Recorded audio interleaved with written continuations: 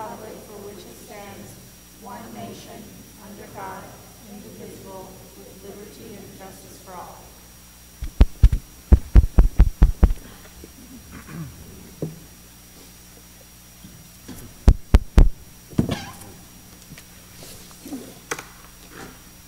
Well, I'd like to welcome everybody to tonight's City Council meeting. The first item on the agenda is the consent agenda. The listing under the consent agenda is a group of items to be acted upon with a single motion and vote.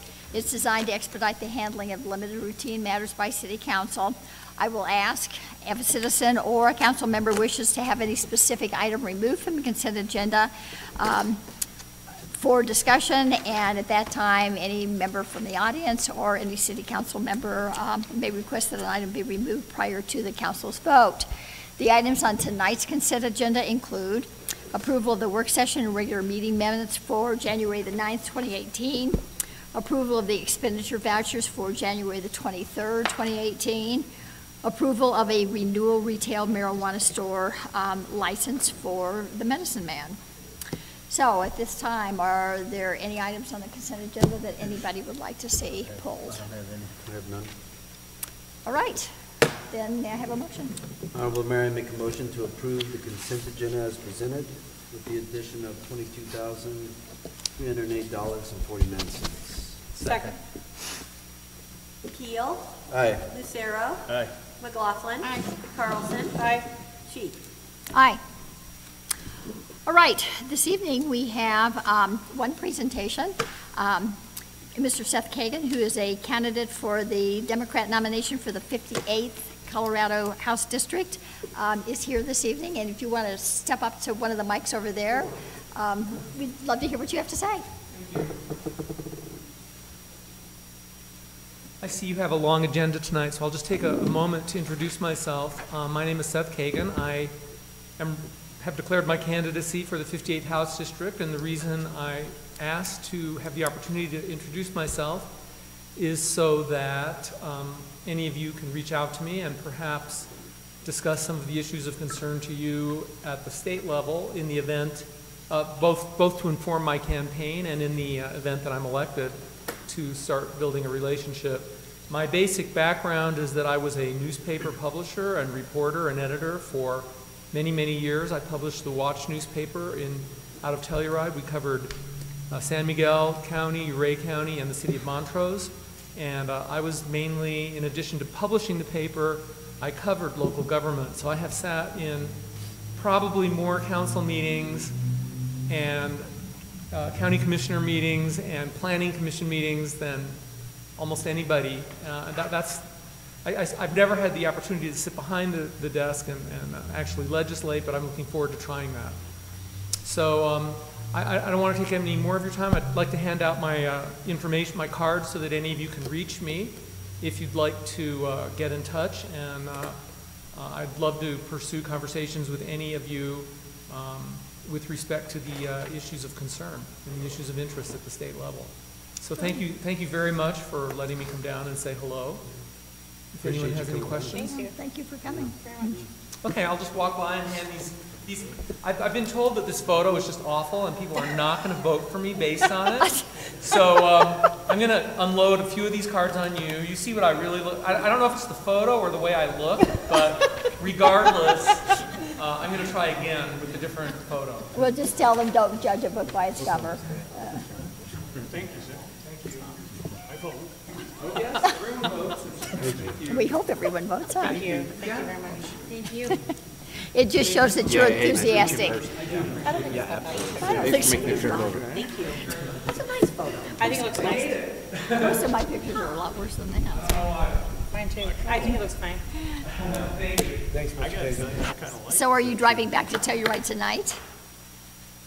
Are you driving back to Telluride tonight? Yes, I am. Okay. Yes, I am. Well, when you get ready to leave, drive I carefully. plan to be spending a lot of time at Cortez in the next 10 months. Okay, So I hope to become a familiar figure around. good. Well, I will be in touch with you regarding a meeting we're going to have in February. So, all right. At this time, if there are any members of our audience that would like to address council on any items that are not on the agenda. this is a chance for you to do that. And you'll have another chance at the end of the council meeting. Okay. All right. First item under public hearings, council is going to consider approving on final reading the ballot issue on the election for April the 3rd. Shane? Thank you, Your Honor.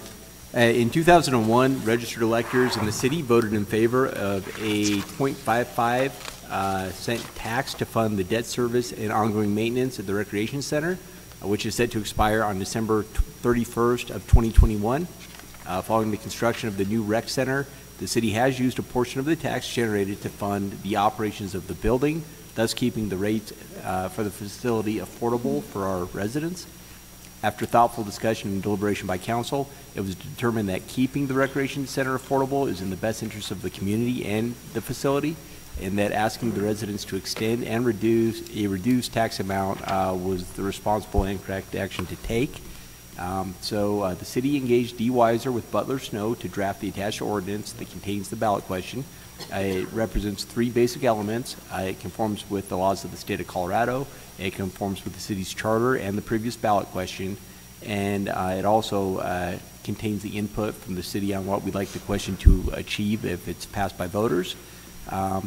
The tax would be reduced to 0.0035, which is 3.5 cents on a $10 purchase. It would only be used for operations, maintenance, and capital improvements, including any future additions to the Family Recreation Center. The existing tax is set to expire when the debt is paid at the Recreation Center. The last payment is due December 31st, 2021. So practically speaking, the new reduced tax rate would go into effect on January 1st, 2022. However, nothing in this language would preclude the city from paying off the debt early and reducing the tax sooner. So the thought at this time is that there could be a windfall in the future. Paying off the center sooner could make sense, but it's really just best to leave that to a future city council to determine if that's in the best interest. So that's the language. Attaches the ordinance, and staff recommends that council approve this on second reading. All right, council, are there any questions about this? I have none. All right, may I, let's see. I have to open it. Yes. Open this to public hearing. That's what I thought. All right, at this time, if there is anyone in the audience that would like to speak for or against this ballot issue. All right, seeing no takers, I close the public hearing. If there are no other questions, may I have a motion? Madam Mayor, I'd like to make a motion to approve on final reading ordinance number 1236, series 2018, and ordinance referring a ballot issue to the registered electors at the regular municipal election to be held April 3rd, 2018. Second. Carlson? Aye. Keel? Aye. Lucero? Aye. McLaughlin? Aye. Sheik? Aye. Aye. All right, the next item on the agenda is the streetlight installation on North Edith and Melrose and Acoma Streets. I got it. Phil? Oh, you have to. You guys can settle it. Yeah, we still have a Yeah, quorum, Your well, Honor. third time's a charm. Okay. All right, this has been tabled twice, so Phil. Madam Mayor, members of the City Council, good evening. Yes, this has been tabled twice. We first spoke about this issue in November 14th, January 9th, and now on the 23rd. I don't want to go into too much of the history with this, other than the fact that, you know, we went through the self-survey process, and then we thought it was a better idea for the city to coordinate the survey work, and then we had a landowner come up and was concerned with impacts on their private property, which is why we tabled it last time. I met with the Waters the following morning and discussed their concerns with regards to impacts on their home sites and encroaching on their land. So they had, once we sat down and spoke and looked at the maps and talked about where the locations are proposed, they had no issue at all. And I think they sent everyone an email. Yeah, and we included it in the packet, Phil, so council has that. That's on page 31. And that was the Waters voicing their support for this project. I did get some correspondence between this last meeting and this one regarding dark skies, and I spoke to Orly at Empire talking about the streetlights in the city, and you know, you look on the recommendation and it has 100-watt high-pressure sodium. You know, what does that really mean? Well, the previous lights that were installed in the city were 175-watt mercury vapor light, you know, streetlights, and they had the round glass lens on the bottom of the streetlights that actually diffused the light out, as you know, instead of just down. The new 100-watt high-pressure sodium, the lens is actually flush and flat underneath the head, and so it's just a downcast light. It does not diffuse it sideways at all, and it's a softer, whiter light than the mercury vapor. So, having said all that, you know, all the facts of this hasn't changed. We went and did some right-of-way clearing. I've engaged a surveyor to mark out the right-of-way where it's not physically defined by curb and gutter, paved surface, and the electrical supply that exists, so we don't potentially, if you approve this, put it on the wrong place. That's underway, and we are not going to be incurring any cost for these 2 light poles. We'll just be doing the trenching work to supply power to both. And the staff does in fact recommend that we do install these per the requests and the sentiments of the residents. Okay. I know there are people here to discuss for or against, so we'll take this opportunity. If you would line up, you don't have to line up, you can just go up one at a time, but if you choose one of the podiums and state your name and your address.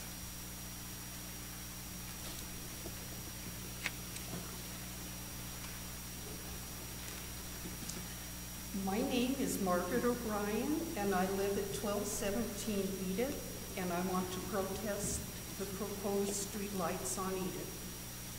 When the city asked for public input as to the direction it should go in the future, enough people answered vibrant night skies for it to be included on the vision map.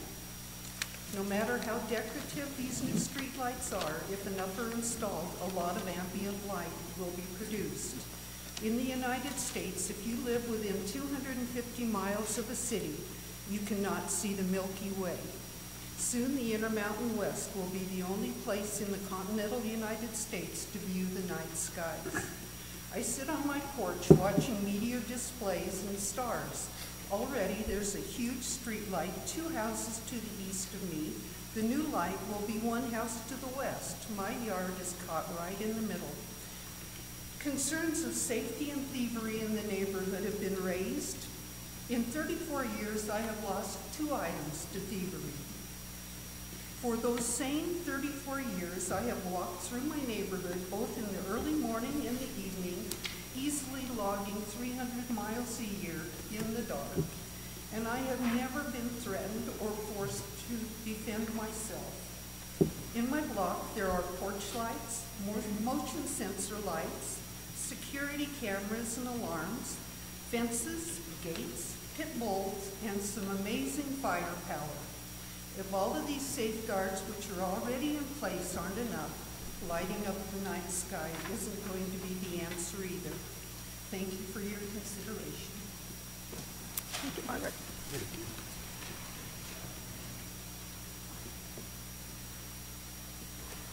My name is Mary Dodd, and I live at 1324 Melrose Street. And I did write a letter to Mr. Johnson, and he answered me and clarified, and so did you, Mayor Sheet, and I appreciate that. I've already voiced my opposition to the streetlights in my survey and in an email even prior to the distribution of the survey. Like Margaret, I absolutely am a firm believer in our dark night skies, not just for their aesthetic value, but because we have lots of research now, good research, that shows the destructive effect of light pollution on the human body and on the human psyche. And I think that that should be taken into consideration. I feel like the people in support of the lights probably outweigh those of us who are in opposition to the lights. But I also have lived there and spent many, many evenings looking at that very corner where the light is to go and on that block of that empty lot, and looking at meteor showers, admiring the new supermoon coming up at the end of this month. And I've never seen any youth hanging out. In the summertime, we have really dusk until 8:30 at night. And if youth are hanging out, it's not illegal. It's maybe annoying. They sometimes use very bad language. I know that, although they're very infrequently out there. If they're hanging out after a curfew, I think residents should call the police if that's possible, but I think they're not breaking the law. And I also, as Margaret had, both my husband and I have walked our dog in the dead of night and never encountered any problems at all. I don't think the lights are going to solve the problem, but I appreciate your concern and consideration. Thank you. Thank you. Is there anyone else? No? Okay. Okay. All right. I know that we're looking at it from two different perspectives. We're looking at it from a safety consideration, and we're also looking at it from an aesthetics. And if the research bears true, and there's no reason why I would suspect that it doesn't, potential health issues as well. Roy, I did call Roy this afternoon just to have him kind of look over some of his records for police calls to that particular area, because I think safety is a big consideration in this issue. So can you share with us what you found out about that? I don't have any records for that, just one little corridor. Our records are kept for the entire neighborhood up on south or be north of Jackson Street. Our service is required up there continually. We spend a lot of time up there. We spend a lot of time in that neighborhood. But on the other hand, a lot of it's daytime stuff. A lot of it is animals running at large. But there is criminal activity in that area, and we do make quite a few arrests in that area. But other than that area, it's probably one of our top service areas. And so, Chief, you're talking about specifically just kind of the Cornet Heights subdivision? Yeah, is that Cornet Heights subdivision. That's the way the records are kept, other than it's not by street or by cross street or whatever. It's for the whole neighborhood. Phil, the lights that are out there right now, are they the old kind, or are they the new 100-watt? The ones that are in position there now? I spoke to Ole this afternoon, and they said they had replaced the 175-watt mercury vapor bulbs that were out in the city. So what's out there now are the newer 100-watt high-pressure sodium. You can see them. They have the flat underside. They don't have the round lens. Yeah, is it the Cobra head? They call it the Cobra head style. Cobra head with the flat lens underneath. Yes. Okay, so that's the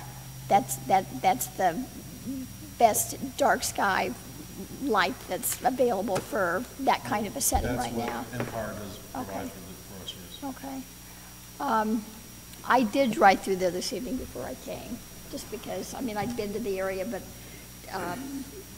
couldn't remember for sure exactly what section it was, and so I did drive through there tonight, and I will say it's dark, which is perfect for you all, but from a safety perspective, I don't know how great it is. I'm not so sure that if I had a grandmother that was, well, it could be me, that was walking in that area, it's just a pretty dark place now. With Roy's comments that they get a lot of calls there, that certainly is a consideration. So those are just things I bring to the table based on, conversation that I had this afternoon and a conversation follow-up with Phil and with Roy. The thing that's so hard about this kind of a decision is that somebody's not going to be happy. And so I guess what it boils down to is as we vote on it, what do the individual council members feel more important? The safety considerations or the health and aesthetics considerations, and they're both really important. I don't dispute that. But sadly, we have to make a decision, and so I do want those of you that took the time to come down tonight to know that some thought has gone into to learning more about it, so that the decision is at least a thoughtful one. So, council members, does anybody else have any questions or comments? Or I just have one question. The difference between these two lights, I understand what you're saying about the rounded bulb where the trajectory of the light flow would be wider. Does this new style of bulb make it, I know you said it makes it more directed, is it going to lessen like any sort of impedance on their ability to view the night sky if they're not looking directly at it, or do you even know? Well, it does downcast directly on the street sidewalk. Of course, it's going to impact, the darkness of the area. That's sure. The whole, point of installing them. I can't speak to, exactly how it's going to impact their view of the night sky. I can't answer the question accurately than that. And that's fine. I thought maybe it was in the reading data on the bulbs or something. Thank you. I guess I'm not so concerned with, scofflaws and ne'er-do-wells, as the fact that there's a lot of developable lots that are prime for development right there, and I think to a certain extent we'd be kicking the can down the road, that it's inevitable that these lights will go in eventually. And as a sitting council member, I guess I feel like this is a decision that we need to make now. I appreciate the night skies as well. I live in town. I feel fortunate that I live in Cortez to where I can still enjoy the night skies, even though I have a street light right near my house as well. So I know I can still see the good stuff up there. So I think it's inevitable that it would happen, and I guess I kind of feel like it's our responsibility to go ahead and make this decision. So. Well, in council, I would just add that, and I wasn't here for the history, but I believe after the city did the comp plan and valued the night sky, the next time that we updated our franchise agreement with Empire Electric, we actually required them to go from the 180 watt bulbs to the downcast lighting. So the new style of head is really kind of a reflection of, I think, it's a community value, and I realize it's not perfect for these folks, but I think that was a transition as I understand it.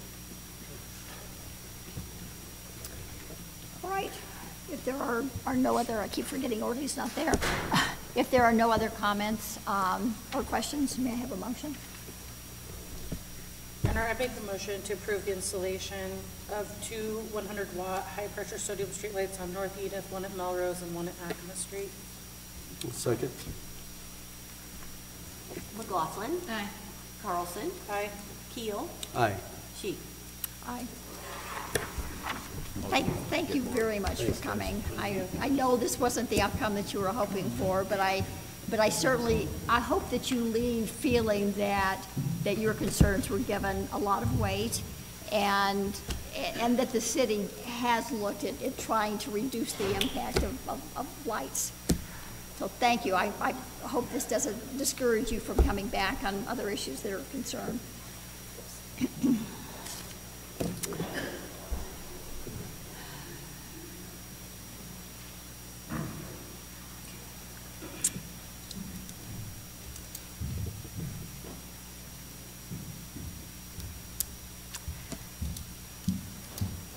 Okay.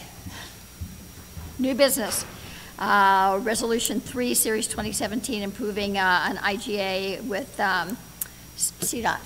Phil? Yes, ma'am. Good evening again. This is to ratify the contract for funding from CDOT to the City of Cortez for our downtown safety improvements phase 1. In that safety project, we have 44 ADA ramps that we're going to be replacing as a result of the work. 22 of those have been identified by CDOT as Tier 1 and Tier 2 ADA ramps that need to be replaced based on their size, their spacing, and their angles. They don't meet the ADA criteria. So this IGA is to agree to incorporate their review process, input on inspections, et cetera. We have to meet CDOT standards, and then we can get reimbursed for those 22 identified ramps up to $14,000 each, which could total $294,000 towards our overall $975,000 project. We don't expect to expend that much money. This is a state average, but we could. I'm going to try and spend as much as I can, I promise. This would be for reimbursement of not only the construction of the ADA ramps, but survey staking, inspections, the mobilization, demobilization, insurance, traffic control, et cetera. Everything that can be allocated to that portion of the project, we will, and CDOT's in agreement with that, I should say.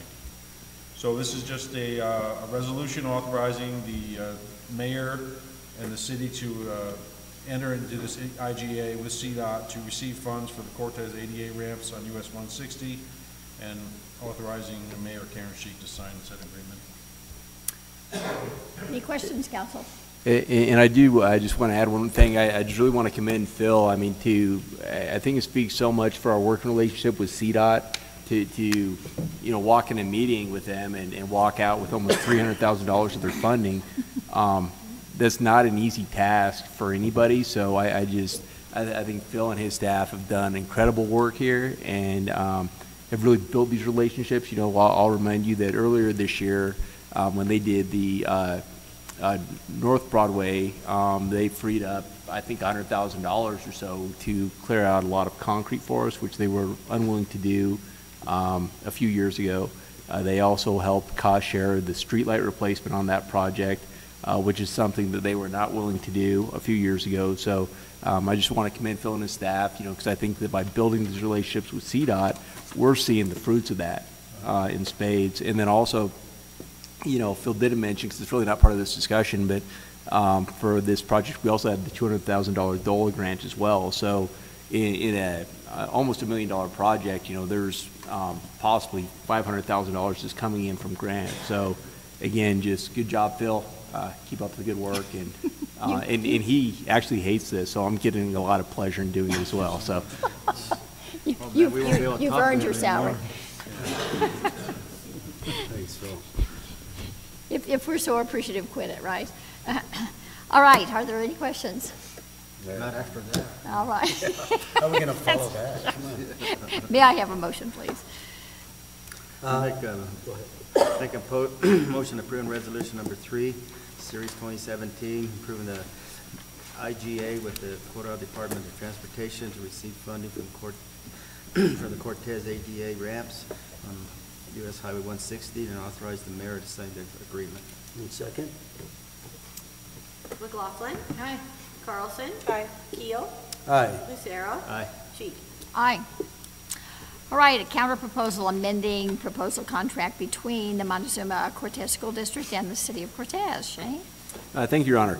On October 10th, 2017, City Council adopted Resolution 23, Series 2017, authorizing the purchase of the former high school property from the RE1 School District for the purpose of developing a park and for affordable housing.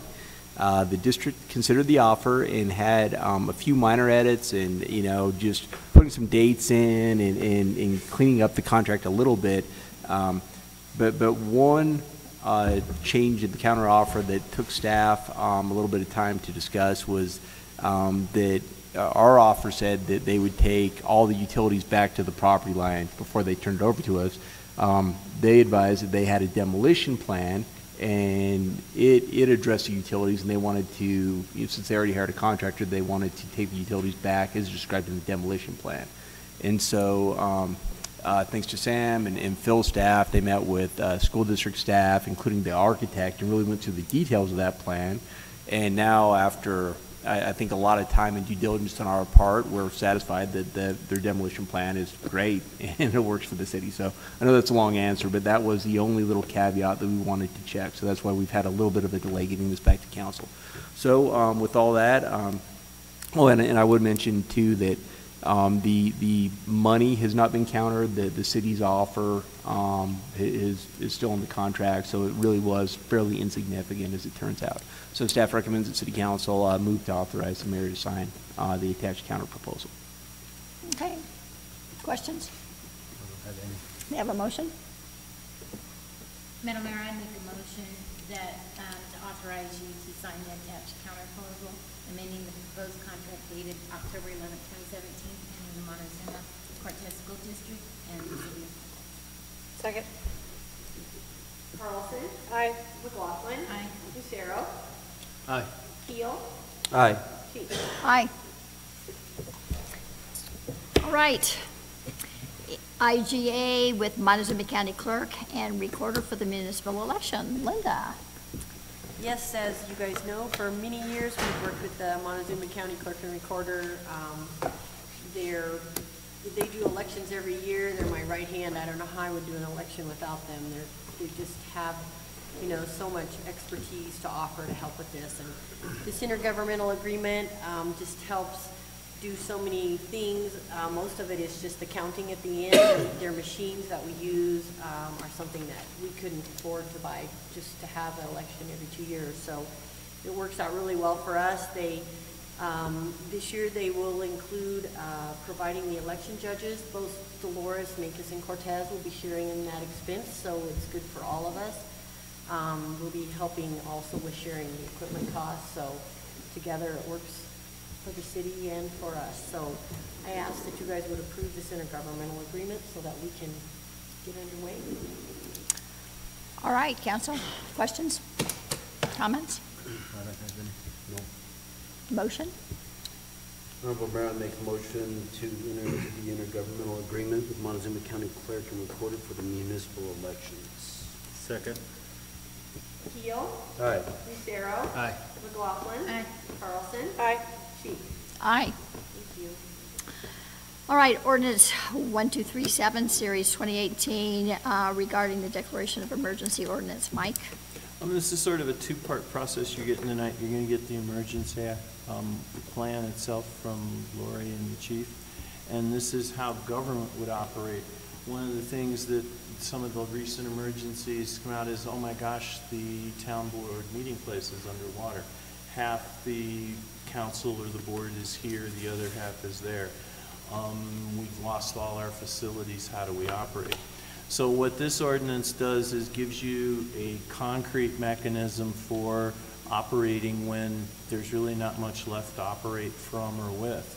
So it authorizes the mayor, the city manager, the mayor pro tem, and then on down through council who's available to operate on behalf of the city in declaring an emergency, spending emergency funds. This is also authorized by our charter, so this isn't something we had to come up with. It talks about some of the practices as where you hold your meeting, when you hold it, how you give notice, some decision-making processes, how things can be purchased. We can deviate from all these standard policies we have every time because we don't have maybe a newspaper to publish in or the ability to get something out. So Shane or one of the other people could be allowed to spend a bunch of money that they wouldn't normally be able to do. What we would also be doing is letting people know that maybe your trash isn't going to get picked up on the same day it did. All these services could be changed. And this is the piece that allows you to get into the emergency operations plan and make it work. So Right. I'd even mention, Mike, that, you know, it may be that we shut down the library just because we need librarians to help out at a shelter. I mean, it could be really just changing, obviously, we're not going to bid things for 30 days. We're going to just go. So this is just an operational deal, but there could be some minor changes, like, trash day is now on different, and it could be fairly significant. Like any non-essential personnel are basically put into kind of an emergency role or in a support role to help the community out. So We could reallocate your resources to where they were needed the most from other places where those folks might just be sitting around because they really couldn't do anything or use those facilities like Shane said. So staff has looked at this and recommends approval. So it's really if, there was ever an emergency of this nature, right? Yes. The provisions would be used where needed, depending on the consensus, whatever that might look like. That's right. Okay. All right, any other comments or questions? May I have a motion? Make a motion on the first reading, ordinance 1237, series 2018, approve the procedures for the emergency ordinance and set the public hearing for February 13th, 2018. Second. McLaughlin. Aye. Keel. Aye. Lucero. Aye. Carlson. Aye. Keith. Aye. All right, the second half of this is Resolution number 5, Series 2018, considering approving the emergency operations plan for the city of Cortez. Lori. Lori Johnson, the communications supervisor, put together this plan and did a lot of hard work. And as Shane said, I need to tell you that I appreciate all of her hard work and the things that she did, because it's kind of out of the realm of her responsibility, but she took the project on and did one heck of a job, and because of that I appreciate it immensely. And so she is the author of this, and if you have questions about the plan or questions about the process, she'll be glad to answer them for you, because I probably can't. And so but we've spent quite a lot of time on it. The department heads have each had a copy of this for some period of time. We've had 2 or 3 meetings with Shane and the department heads, and we've put it together, and I think it's really a fine plan. So staff recommends it be passed, but if you have questions about the plan, Lori would be glad to answer them for you. Is this a standalone, or did you work with Paul Holler and I think it's Karen Dixon with the health department? Did they? So this is a standalone for the city of Cortez, but it will be included as, did you say, an attachment to the county plan. Okay, so it's. So it would just be included as an attachment. There's some coordination, and am I correct when I say that we have to have this in place if in fact we have a disaster that we are seeking federal funds to reimburse us for? Yes, you are correct. So. And we'll have to get contracts with these other entities, correct? As I recall, for the cost of the services for reimbursement. That was it. Paul, do we have to have the contracts prior to for FEMA reimbursement? It's not mandatory. Is this something we'll have to update annually, or is it every 5 years? It's every 5 years that Okay. you need to update it. And staff will do exercises involving this plan. At one point it said every 6 months, but I changed it to once a year. We'll try to do a quick, and it'd probably be more of an orientation exercise than any type of a big event. Right. And Laura, we did get I think Paul's saying it needs to be updated every 3 years? Okay. Oh, 3 years? 3 years. Okay. Which is better for me. I think let's just keep this thing going. Yeah. Just keep on talking about it. Well, that's okay. 3 Okay. years. Any other questions? Thanks. I have no other questions. Thank you. All right, may I have a motion, please? Make a motion approving resolution number 5, series 2018, approve the emergency operations plan for the city of Cortez. Second? Keel. Aye. Lucero. Aye. McLaughlin. Aye. Carlson. Aye. Keith. Aye. Thank you. Hey, thank you, Lori. Thanks, Roy. Reappointment to the Parks, Recreation, and Forestry Advisory Board of Tom Rennick. Yes, Dean? good evening, Madam Mayor and City Council. The Parks and Recreation Forestry Advisory Board for the City of Cortez consists of 9 voting members, and all members shall be Montezuma County residents. Currently, 3 adult vacancies exist for the Parks, Recreation, and Forestry Advisory Board. The city has received 1 letter of interest from Tom Reinig to serve as an additional term for one of the adult vacancies. The Parks and Rec and Forestry Advisory Board members discussed Tom Rennick serving another term on the advisory board at their Friday, January 19th meeting, and have given their unanimous support for Tom Reinig to serve another 2-year term on the Parks, Recreation, and Forestry Advisory Board. For this evening, the City Council may either choose to interview the candidate prior to making its decision, or it could forego the interview and simply base its decision upon review of his letter of interest and the recommendation of the Parks and Recreation Forestry Advisory Board. All right. Council, what's your pleasure? Do you want to interview him, or do you want to just accept the recommendation of the Parks and Rec Board? I'll take the recommendation of the Parks and Rec. Are there any questions, comments? Can I have a motion? Make the motion to reappoint Tom Rennick to the Parks Rec Board and Forestry Advisory Board. Second. Lucero. Aye. Keel. Aye. Carlson. Aye. McLaughlin. Aye. Keith. Aye. Resolution number 4, Series 2018, an agreement between the city and East Conquistador Access LLC for neighborhood access. Mike? This stemmed out of the original, just simple ordinance we thought about controlling access to the golf course. A lot of things developed over time. Keenan Lovett has been pretty instrumental in helping us reach this where we are tonight. And what is, make a long story short, we're at a spot where between this private group and the city, there's going to be an access on the east side of the golf course. It's going to be across private property.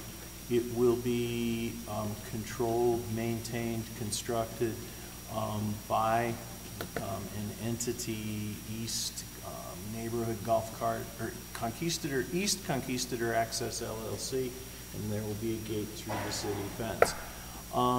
There, as part of the golf cart registration process, maps will be given out as to where people are supposed to travel with their golf carts.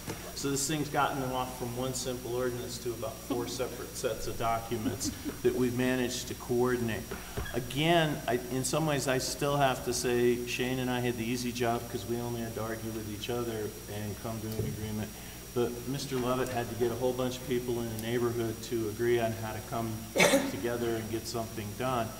And he made my job pretty easy, and that's why it's a less than 1-page resolution here. And so we're asking you to approve the golf cart access agreement with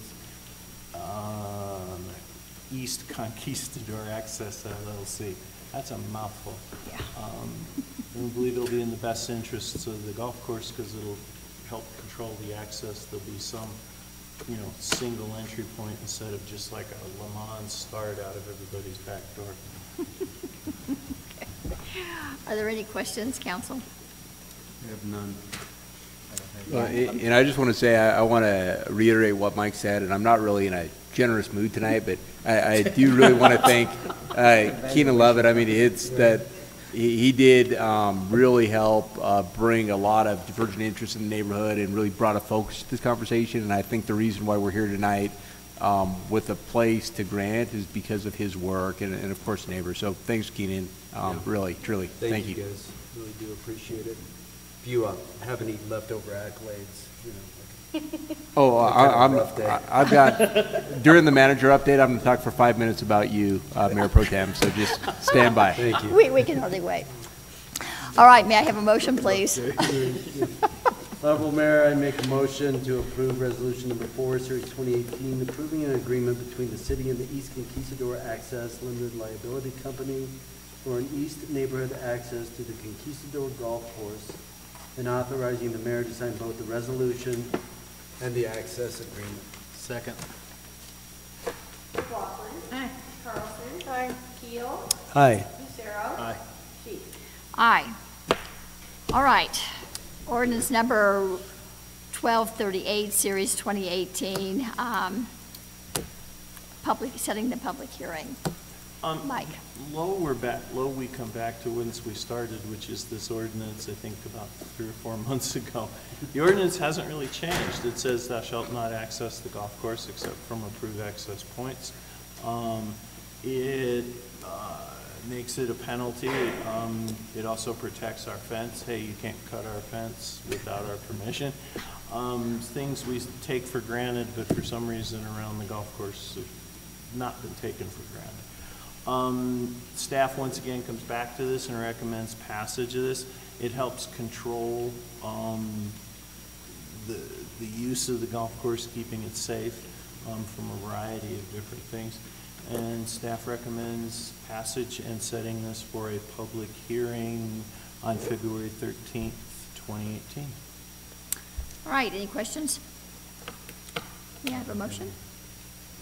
Honorable Mayor, I make a motion approving on first reading ordinance number 1238, Series 2018, approving an ordinance prohibiting unauthorized entry onto the Cortez Municipal Golf Course and setting for public hearing on February 13th, 2018. Second. Carlson. Aye. McLaughlin. Aye. Lucero. Aye. Keel. Aye. Sheets. Aye. All right, the Pope Plat boundary adjustment. Neva? Pope. All right, this is a county project that we are asking council to make a motion to authorize the mayor to sign the plat for approval. It's already gone through the county processes and the final plat is actually ready for signature.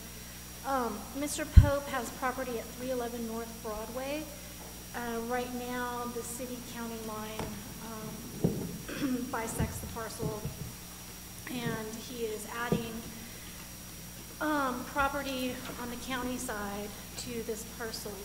So because it's changing the legal description of the parcel within the city, which is why we're getting city approval on the plat. So this isn't a city project. It's already gone through the county, so we're just making sure the mayor can sign the plat. We did run it by P&Z in the last meeting, and they did approve the project. All right, are there any questions? It's right on the line between the city and the county? Yeah, actually, he has a building that is Oh, that's right. bisected Yeah. by the city-county line. Now, that's not going to change. The building and the county, our boundary line is staying the same, but he is adding property to the west side of that, which will give him more room to comply with county standards. That's come by Angel Sinzo. Right. The register has it on the city side. Well, in this we did, I think there was another piece of property we did the exact same thing on. Yeah, we did this on the Milligan, and actually the Empire Electric subdivision had the same issue. And then there was another one, personal piece of property more close to this one where they had land in both the city and the county, and they just approved the legal description is all we're really doing. Well, that's true for Angels, right? Angels is in the city and the county, so it happens. All right, if there are no other questions or comments, may I have a motion? I make a motion authorizing the mayor to sign the final version of the plat accepting of the Pope boundary adjustments. Second. Keel. Aye. McLaughlin. Lucero. Aye. Carlson. Aye. Sheets. Aye. The grant agreement between DOLA and the city of... Thanks, Neva. Yes, thank you, Neva. Between DOLA and the city of Cortez for the best and brightest intern. Okay, thank you, Your Honor. So I'll talk quick here. So we still haven't received the contract from the state, and as you know, historically with energy and mineral impact assistance funds, once the city signs, you have to mail those back to the state. You have to send them 3 executed original copies, and then they had 5 or 6 people who needed to sign it on their side and send it back. And until you received it back with all the ink on the paper, you couldn't expend any monies. And so I've been getting kind of nervous because Peyton Heisman starts February 21st, and so the timing is pretty tenuous. So I talked to the state, and they said, well, the reason why it's taking us so long is because we have this new, easier contract, and so the attorney hasn't approved it yet, and apparently the attorney was sick, and so they still haven't gotten it out the door. So that's the bad news. But the good news is, I guess with this new contract, the city doesn't need to sign it. They've got once they've executed on their side and sent it to us, it'll be fully executed. So that's a long explanation to say that we actually don't need to approve anybody to sign it, because I just got that news today that actually we won't have to sign it once we get it. So. And that's information privy to everyone on their end, so there's not, you know, hey, what do you need? You know, those type of things at the end. I never signed on for that. Like their attorney, everybody's on board with this, so there's not some weird. No, Do you want to just approve it in case you need to sign if somebody changes their mind? These are the type of thing, you know what I mean? These are the type of things you can see just going. I know. I talked to our rep today, and then read through an email, and it's like, it looks like we're not going to have to sign it. So I'm just recommending that we just. This council email was from someone with clout, right? Yes. Okay. Somebody. Yeah. It was from Rachel with DOLA, who is one of the division directors there. So if she says it's true, it's true. Okay. Okay, so. So we don't have to approve. So again, I didn't have this information on Friday when I put it on the agenda. But would it hurt for us to do it, just on the off chance that somebody? I mean, one more motion tonight. Come on, 7J, we could do it. How about you could still do the motion. It wouldn't hurt anything, and. Well, we've gone this far. Yeah, my God. May I have a motion, please? We're going to do the motion. So, I'm confused now. Yeah, so Mike, does this motion imply anything that could be interpreted differently based on this email? No. Okay. No, sir. I make a motion accepting the Energy and Mineral Impact Assistance Grant 8586. Kathy Shipley, best and brightest intern, is that right? That's a long name. Yeah. Okay. Kathy Shipley was a DOLA rep who passed away from cancer a few years ago, so they renamed the internship after her. Okay. Kathy Shipley, best and brightest intern, and to authorize the mayor to execute the agreement. Second. McLaughlin. Aye. Keel. Aye. Carlson. Aye. Lucero. Aye. Chief. Aye, now you're covered, just in the outside Fantastic, chance. thank you. Okay, yeah, maybe. All right. We have no draft resolutions or ordinances. We have no other items of business. Is there anybody in the audience that would like to address council at this time? Everybody looks around to see who may be stepping up. There is no city councils or city attorneys report. Shane? Nothing really. I do want to say that Mayor Pro Tem Kill is just really, I think, done a fantastic job tonight. So, thank you. I would like to say one thing really quickly is that the last TES Talk was great. It was really good. It was phenomenal. It was a lot of fun to hear this gentleman talk about his story and his ups and downs. And, you know, his perseverance, I think, was a great message for everyone to hear. So appreciated. You know, Great. First Well, National Bank in the city, you know, put that on. Right. Well, thanks everybody for coming, and I really think this last speaker that we have, this gentleman that, you know, talk about adversity, I think it's going to be maybe the best of the three. So I hope everybody can continue to come and support these, and it was a much better turnout. And when I'm looking at the turnout, I'm thinking, my gosh, you know, if Mark Jackson was dynamo. I mean, a lot of people really missed a great speaker. Yeah. So anyway, yeah, I think this last one's going to be great. So yeah, thanks for mentioning that, and please keep on coming. You bet. All right, city council committee reports. Did anybody go to a meeting they want to report on? Well, I did. We had, on the 16th of January, Mesa Verde Country had their meeting. We talked about, they're going through a process. We have a new website manager, and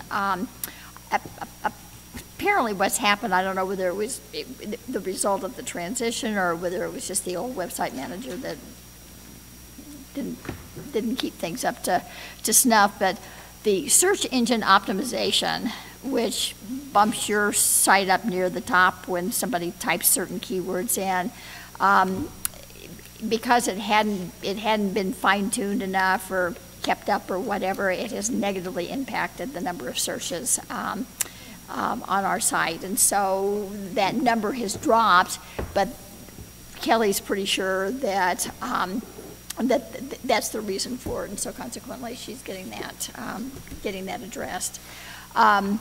City sales tax was up 6% for last year. The lodger's tax was up 8%.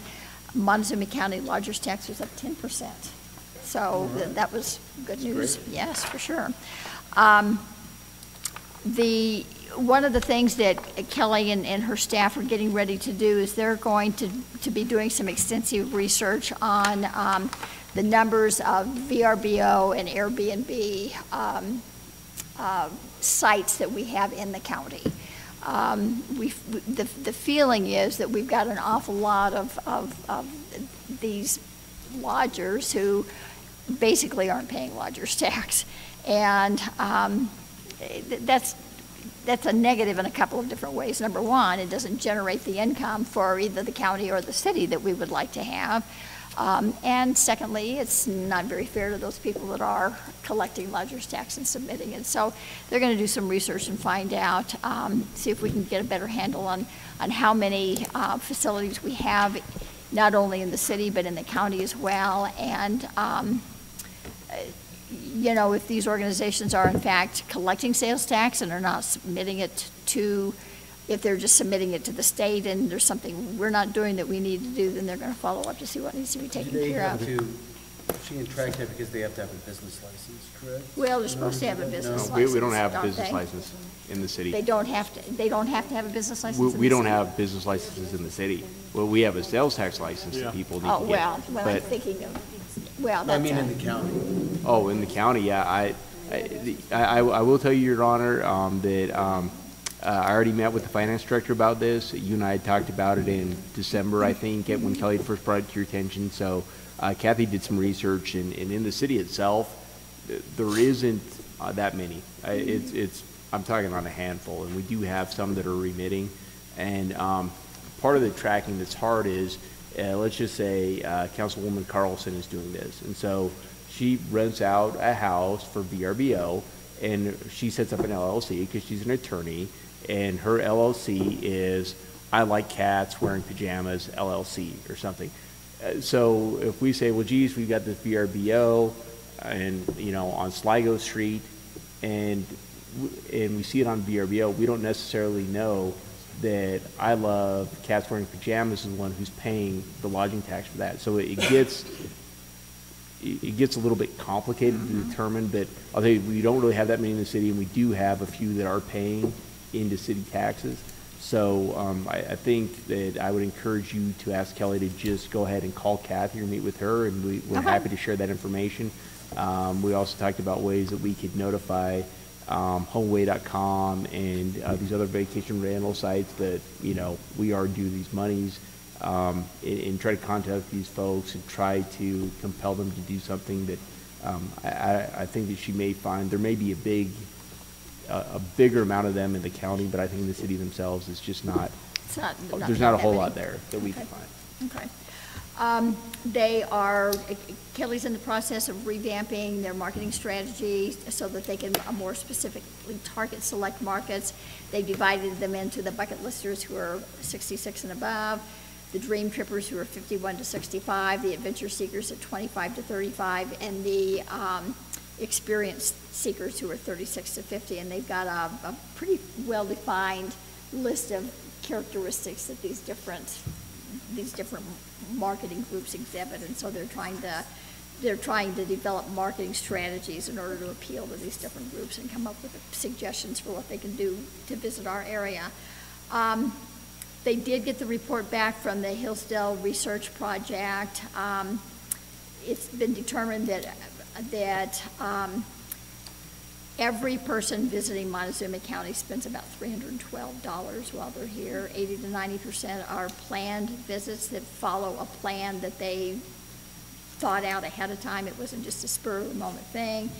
The Birding Festival is a key event for this community, and they followed up by suggesting that Mesa Verde Country connect with TripAdvisor, that they offer more packages with discounts, because that seems to have an appeal to a large proportion of the market, and that they do a better job of promoting local events. We have some agritourism tours that are going to be offered this summer through the Cultural Center, 2 farm tours and 2 ranch tours, probably about $100 per person, and see how that works. They're hoping to be able to maybe capitalize on that market. And that's it. The next meeting is March the 14th, which is in the morning at 10. Yeah, that's the odds of mine. First step. So, Okay. Good too, Bruce. all right. Workshop. Nobody else has a committee that they've been to, right? Okay. We had an update on the HVAC system from Joy McHenry, Parks and Rec.